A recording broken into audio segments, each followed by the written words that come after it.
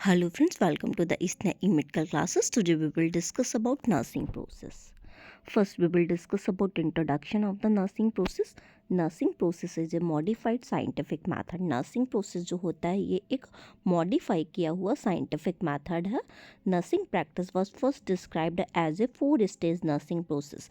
Nursing practice को जब first describe किया गया था तो ये 4 स्टेज की नर्सिंग प्रोसेस थी बाय एडा जीन ऑरलैंडो इन 1958. इसको जो डिस्क्राइब किया, जो 4 स्टेज की प्रोसेस को डिस्क्राइब किया था वो किसने किया था? एडा जीन ऑरलैंडो ने इसको 1958 में डिस्क्राइब किया. The diagnosis phase was added later. इसमें जो नर्सिंग प्रोसेस में जो डायग्नोसिस फेज है वो बाद में ऐड की गई. Definition of the nursing process. Nursing process की क्या डेफिनेशन होती है? The nursing process is an evidence based. Nursing process जो होती है ये कैसी है? Evidence based. मतलब हम इसमें किस पे बिलीव करते हैं? एविडेंस. जब हम देखते हैं कि कोई भी चीज़ हम कर रहे हैं उसके लिए एविडेंस प्रेजेंट है कि नहीं प्रेजेंट है, मतलब प्रूफ्स जो है वो प्रेजेंट है कि नहीं प्रेजेंट है. 5 स्टेप प्रोसेस ये क्या होता है? इसमें 5 स्टेज की एक प्रोसेस होती है. Use to help guide nurse to think holistically about their patient, overall picture and plan of care. ये किस में हेल्प करती है? अपने पेशेंट के बारे में नर्स को सोचने में हेल्प करती है.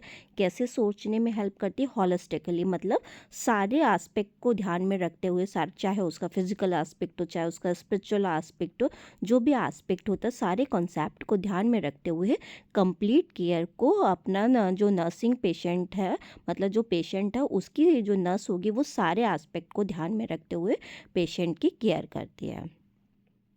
Next one, characteristics of nursing process. Nursing process के क्या क्या करेक्टरिस्टिक्स होते हैं? With in the legal scope of nursing. जब हम नर्सिंग प्रैक्टिस को, मतलब जब हम नर्सिंग प्रोसेस को हम बना रहे हैं तो वो कैसी होनी चाहिए? With legal scope of nursing, मतलब नर्सिंग में इसका लीगल स्कोप होना चाहिए. Based of knowledge. किसके ऊपर बेस्ड होनी चाहिए? नॉलेज के ऊपर बेस्ड होनी चाहिए. प्लान्ड होनी चाहिए, मतलब हमने इसका प्रॉपर प्लानिंग कर रखी हो. हमें ऐसा नहीं है कि हम रेंडमली किसी चीज़ को कर रहे हैं. ये पूरी प्रॉपर प्लान्ड होनी चाहिए. Client centred. क्लाइंट के ऊपर सेंटर्ड होनी चाहिए, मतलब जो क्लाइंट है हमारा, पेशेंट है हमारा, उसके ऊपर फोकस्ड होनी चाहिए. गोल डायरेक्टेड होनी चाहिए. हमें कुछ ना कुछ गोल अचीव करना चाहिए उससे. जो भी हम कर रहे हैं, चाहे हमें उसका फीवर कम करना हो या फिर उसका पेन कम करना हो, तो हमने स्टार्टिंग में उसका गोल प्लान किया हुआ हो, उसके ऊपर बेस्ड होनी चाहिए. प्रायोरिटाइज्ड, मतलब प्रायोरिटी के ऊपर बेस्ड होनी चाहिए. जो उस टाइम पे प्रायोरिटी ऑफ केयर है. फॉर एग्जांपल किसी को अभी चोट लगी है तो उसको ब्लड निकल रहा है और उसको साथ साथ में पेन हो रहा है, ठीक है, तो हमें क्या फर्स्ट करना है? उसका ब्लड जो है वो स्टॉप करना है, उसके बाद हम पेन को कम कर लेंगे, ठीक है. तो जो भी उस टाइम पे प्रायोरिटी होनी चाहिए उसके बेस पे वो केयर होनी चाहिए. Next one, dynamic. डायनामिक मतलब उसमें जो भी है हम कुछ अचीव करें, मतलब ऐसा होना चाहिए, वो गोल डायरेक्टेड एक्टिविटी होनी चाहिए. किसी चीज़ को हम इम्प्रूव कर सकें, ऐसी एक्टिविटी होनी चाहिए. Next one, process. Nursing process क्या क्या इंक्लूड करती है? The nursing process is a goal oriented method of caring, provide a framework to nursing care.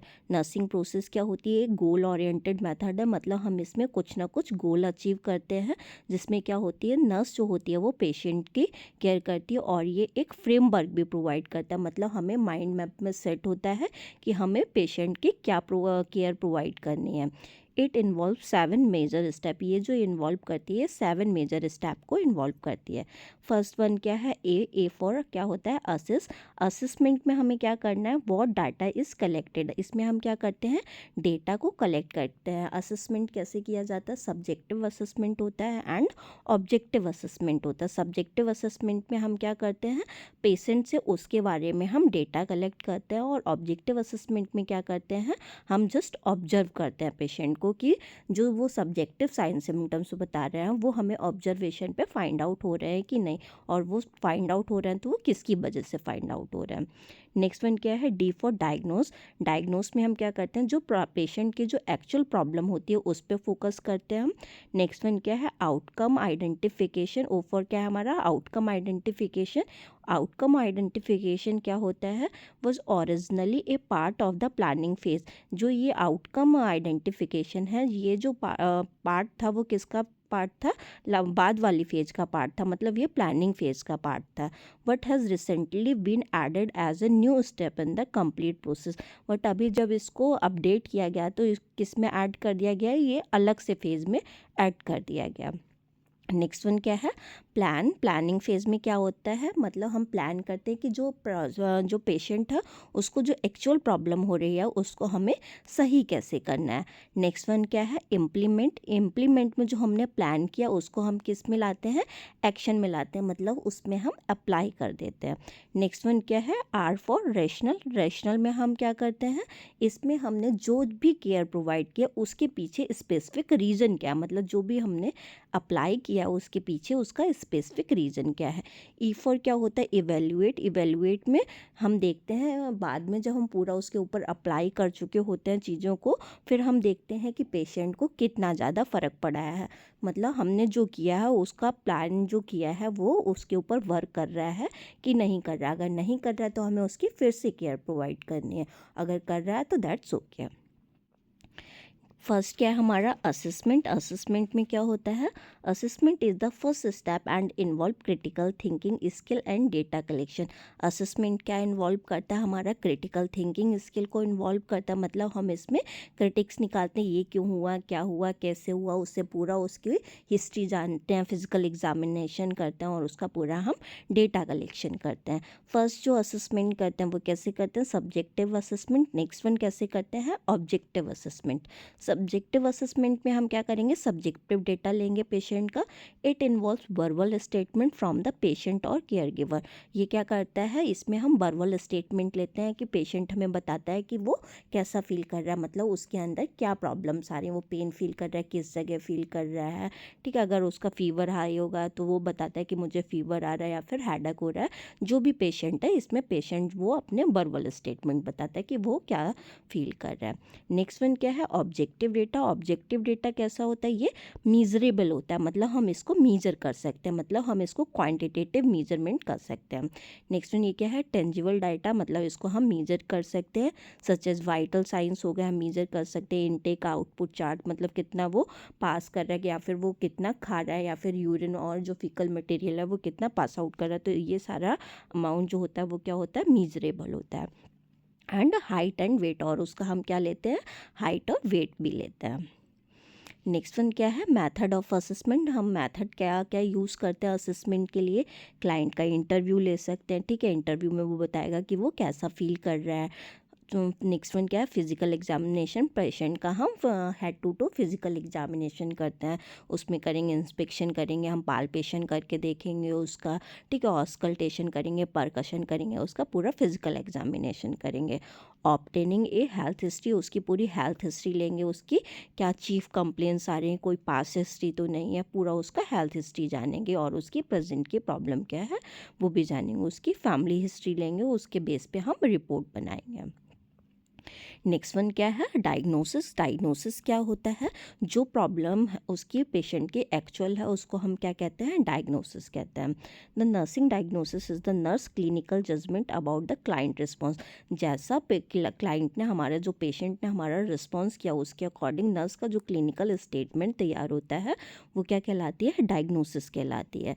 It is a actual और पोटेंशियल हेल्थ कंडीशन और नीड्स. ये कैसे बनाए जाते हैं, जो भी पेशेंट की हेल्थ कंडीशन और नीड को ध्यान में रखते हुए हम ना डायग्नोसिस तैयार करते हैं. डायग्नोसिस जो होती है ये 4 टाइप की होती है. क्या क्या होता है, risk focused, problem focused, health promotion focus, syndrome focus. Risk focus क्या होती है, पेशेंट को जो उस टाइम पे प्रेजेंट टाइम पे किसी चीज़ से रिस्क फैक्टर है तो उस पे बेस पे होगी. नेक्स्ट वन क्या है, प्रॉब्लम फोकस, प्रॉब्लम जो एक्चुअल प्रॉब्लम उस टाइम पे चल रही हो उस पे बेस्ड होगी. नेक्स्ट वन क्या है, हेल्थ प्रमोशन फोकस, हम उसकी हेल्थ को कैसे प्रमोट कर सकते हैं, मतलब उसके क्या फैक्टर ऐसे हैं जो उसके हम मॉडिफाई कर सकते हैं और उसकी हेल्थ जो है वो सही हो सकती है, वो उस बेस पे होगी.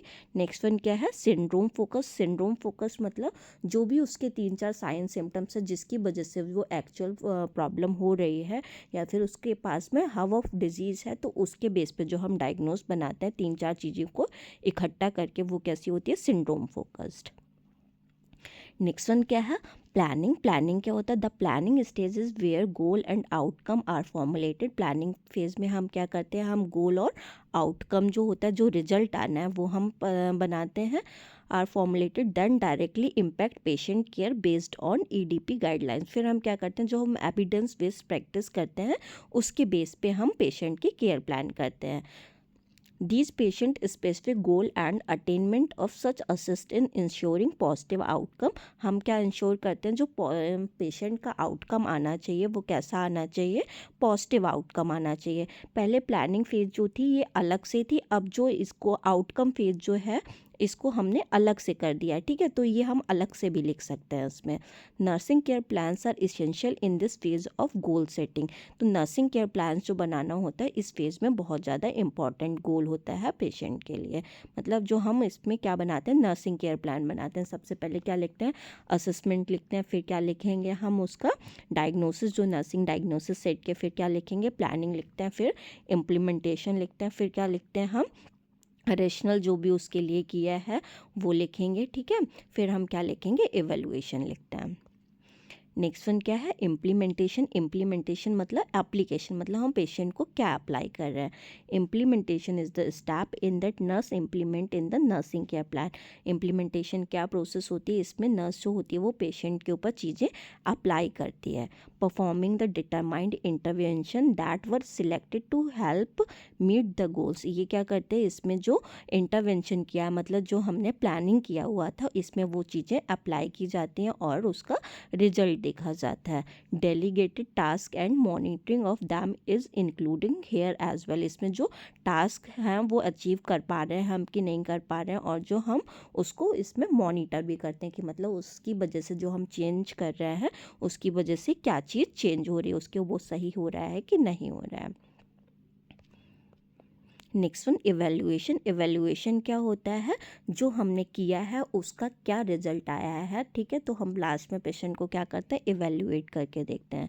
During the evaluation phase nurse use critical thinking to analyse reassessment data. इसमें क्या करती है नर्स जो होती है वो उसको डेटा को रीएनालाइज करती है, जो भी उसको करती है, फिर उसको रीअसेसमेंट करती है पेशेंट का, and determined if a patient expected outcome have been met. फिर वो क्या करेगी, डिटरमाइन करेगी कि जो हमने सोचा था वो उसको मिल गया है कि नहीं मिला, मतलब जो उसके गोल थे वो अचीव हुए हैं कि नहीं हुए हैं।